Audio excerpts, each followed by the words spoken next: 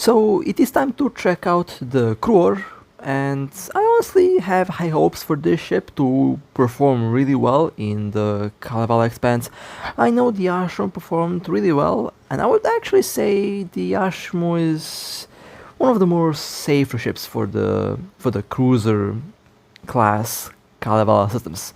For the frigate class systems, the succubus was really good, and I believe the Cruor should be equally as good. Maybe in some cases the Cruor could even be better. Now, the reason why I like the Blood Raiders for this specific purpose is because they have such a nice Nosferatu bonus, and of course some other other stats like the webs are very important. 30-kilometer webs can be quite useful for PvE, and that Nosferatu performance and efficiency is going to make this sailboat capacitor really strong. Now, this is basically the build that I have for it. It is a very tight build. 161 out of 161 power used, and it took me a while to actually get this to work.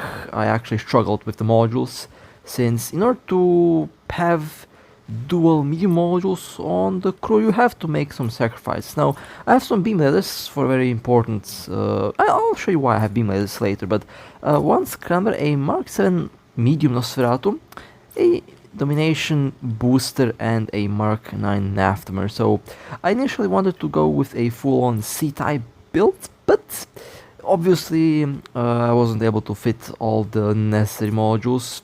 I did want to do something with tier 4 power grid rigs, but I believe that would be a bit too expensive, so I just went with the normal tier 3 rigs, and I just made some sacrifices with the modules. All in all, it's not much of a difference between the C-types. It can easily be fixed with some general units, so the overall performance will be about the same with the C-type, since I'll be using the general units and stuff like that. Now, for the rigs, I can do a build that I already did with the succubus, and initially I actually wanted to just use the same build that I had on the succubus, but I also wanted to do something different today, and I wanted to do a different rig setup. Now, this build for this ship today will be a bit more of a experimental build, since I know that the Cruor doesn't have a lot of shield, and I just want to see if the idea that they currently have will work. Of course, based on the result that we see today, we'll be able to just adjust the build to basically fill in where there needs to be improvement. Well then, let me quickly assemble the rigs, and I will be moving fast forward to the moment when I equip the rigs on the ship. Okay, so I made the rigs and I installed them on the Cruor. So I have one 2P rig which focuses on thermal and EM, and there is this rig where I basically focus on kinetic, thermal, and I also increased the boost per cycle as well as the cycle time of the booster. And there's one normal rig.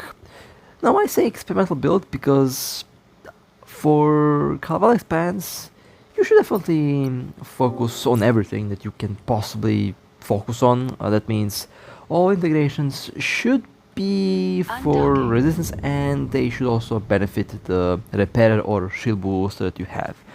Going for full-on resistance isn't, maybe I would say, isn't really the best thing to do, but I wanted to test the theory out to see if you know if a resistance integration would actually get the job done. Now,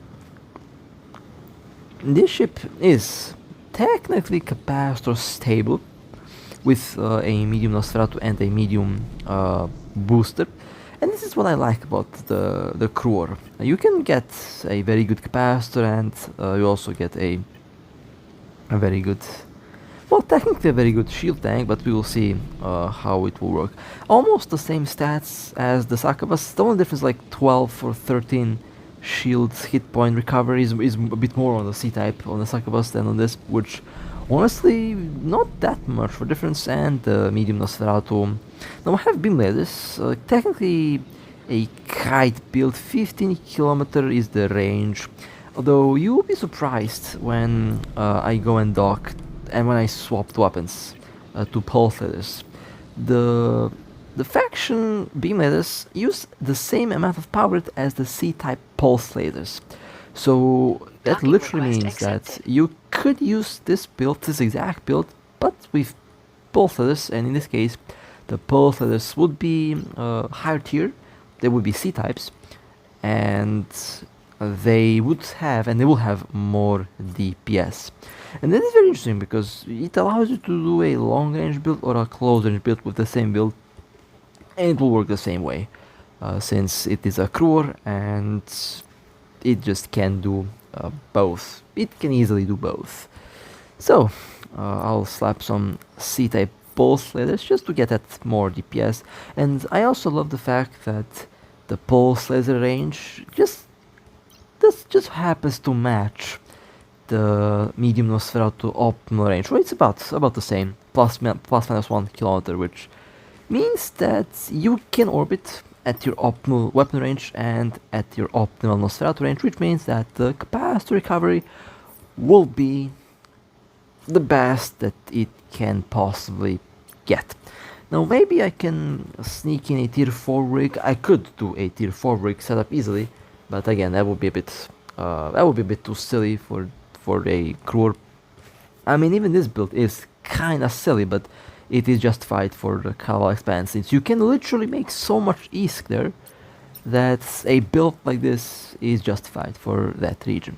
Now the implant will be the focus crystal, the same as with the Succubus. The total DPS is also going to be about the same, 850 to 900 DPS is the maximum DPS, so we are looking at the same amount of DPS that we see on the Succubus, which means that it should clear about at about the same time. Of course, the only difference will be the capacitor. The Succubus did have some capacitor bombs down the road.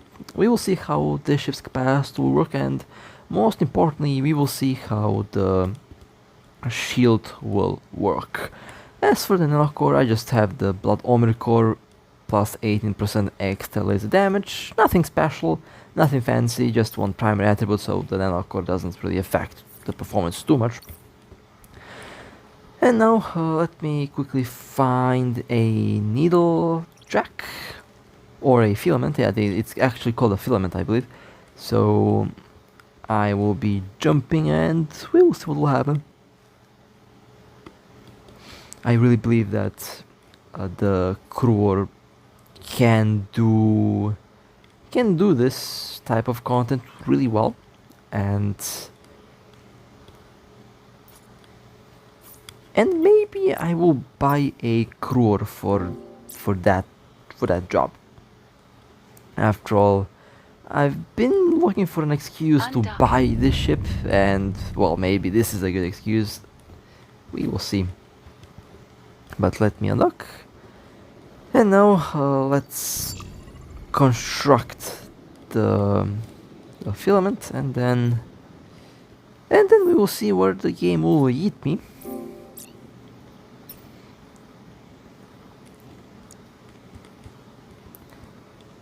The Cruor is one of the, I mean, just look at this cute. This boat is, it has its, I love the design of this thing. It is one of the few ships that have a huge smile on the hull. I mean, just look at this thing. This is a very happy Cruor. I just seriously love this thing. Always loved all the Blood Raiders. I never really flew the Cruor. I think I did buy one a long time ago, but that was sold. I don't know when I sold that, but I know I had one. Never really used the Cruor much on the live server. I know I used the Ashmo and the Balagorn a lot, but the Cruor, not so much. Alright, well, and here we are. Welcome to Kalaval Expanse, I guess.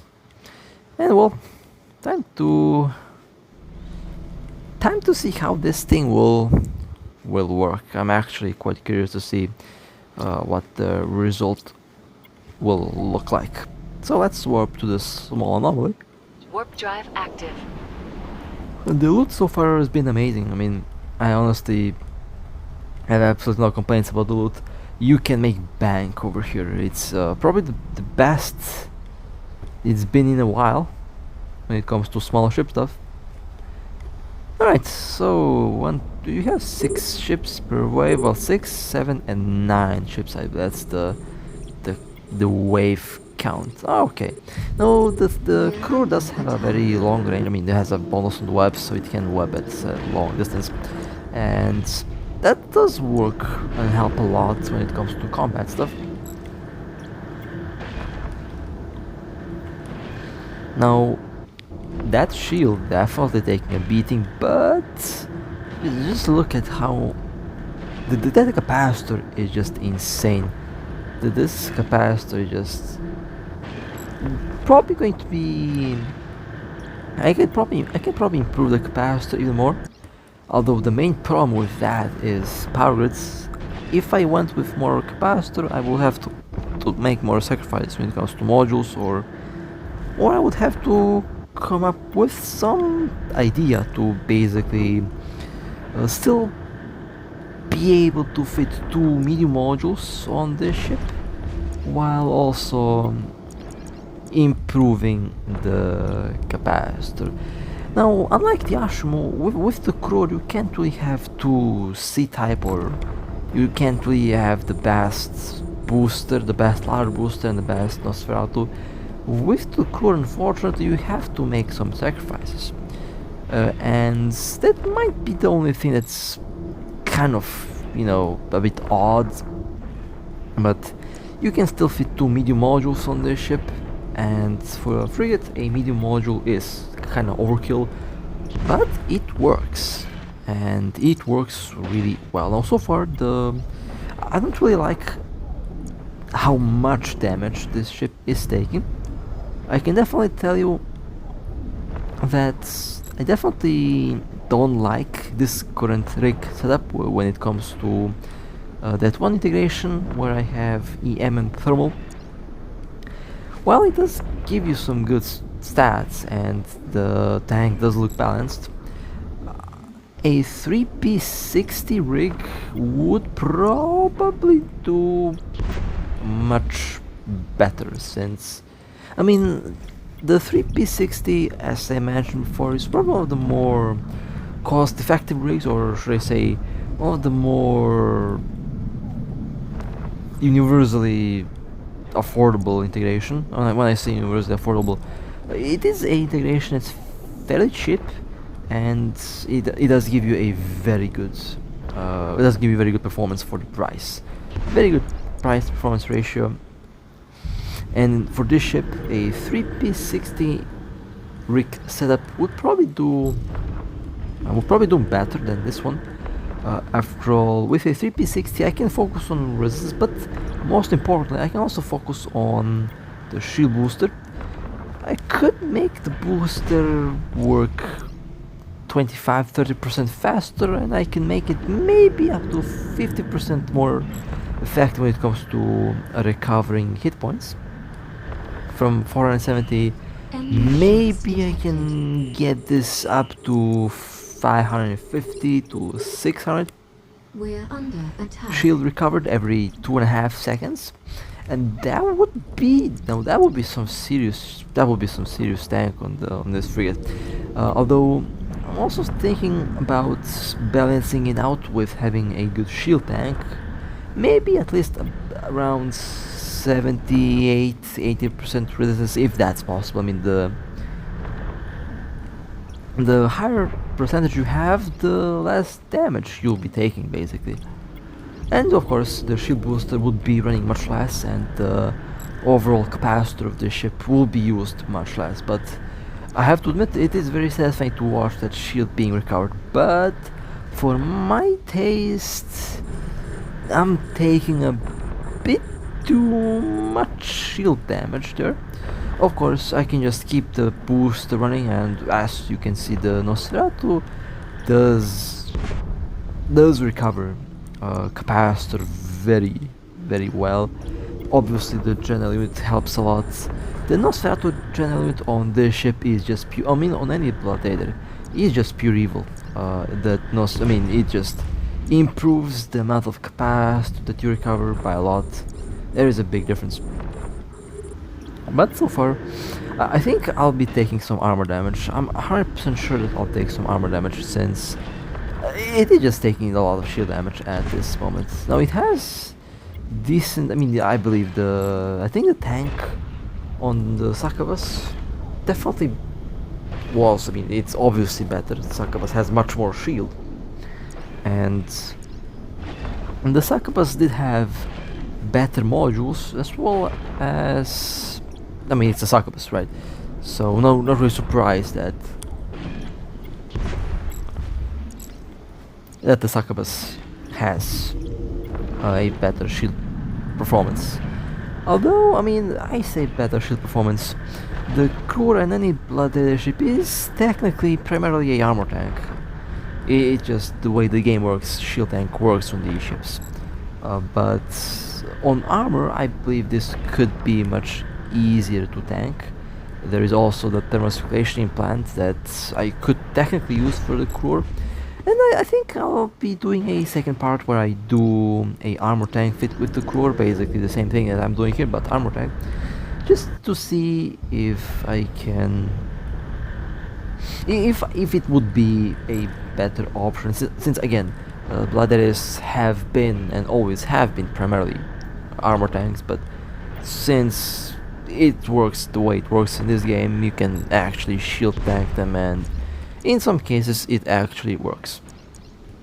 But we will see with the Cruor if the shield tank is better than the armor tank when it comes to Kalavala expense PvE stuff. But so, I mean, so far when it comes to the overall ship handling, it's good. I honestly have to say that the way this ship worked so far is good. The booster is running really well. The Nosferatu does work wonders as well. I mean, it's about what I expect. Now we have 11 ships, and this I believe that I'm going to take some armor damage now.